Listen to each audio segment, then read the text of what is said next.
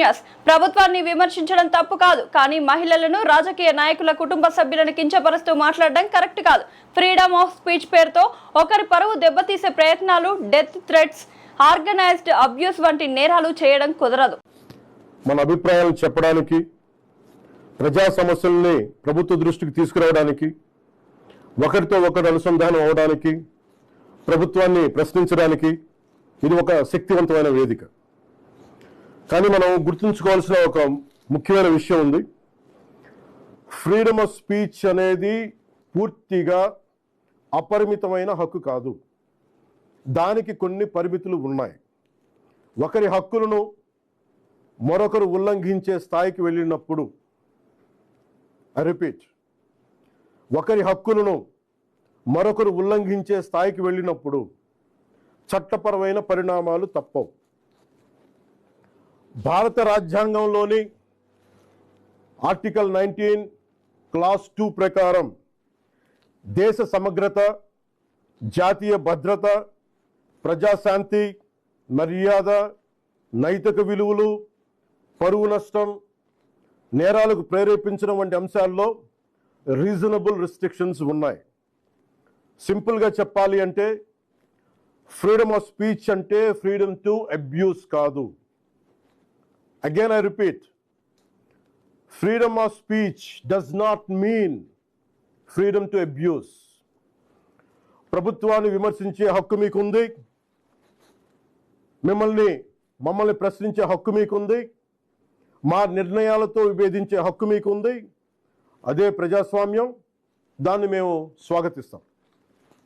కానీ ఒకరిని తిట్టడం, డెత్ థ్రెట్స్ ఇవ్వడం, ఆధారాలు లేకుండా ఆరోపణలు చేయడం, మహిళలను టార్గెట్ చేయడం, మత విశ్వాసాలను అవమానించడం, ఒక వ్యక్తి గౌరవాన్ని దెబ్బతీయడం, హింసకు ప్రేరేపించడం, ఇవన్నీ రాజ్యాంగం కల్పించిన స్వేచ్ఛలోకి రావు. ఇవి చట్టపరంగా నేరాలు. గత కొన్నేళ్లుగా సోషల్ మీడియా దుర్వినియోగం ఆందోళన కలిగించే స్థాయికి చేరుకుంది.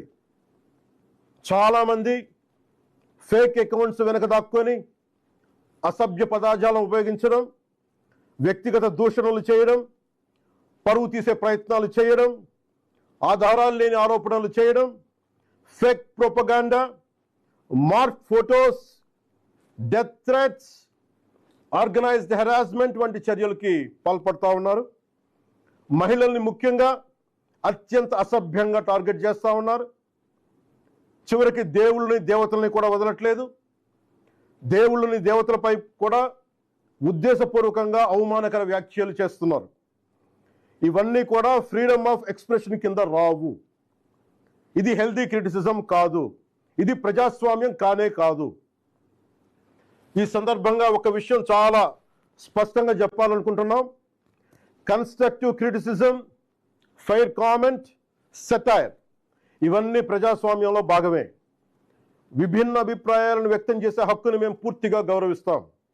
కానీ malicious fake campaigns, hate speech, criminal intimidation, cyber harassment, organised abuse, ఒకరి పరువును ఉద్దేశపూర్వకంగా దెబ్బతీయాలనే ప్రయత్నాలు, ఇవన్నీ ఫ్రీడమ్ ఆఫ్ స్పీచ్ పేరుతో సమర్థింపబడవు.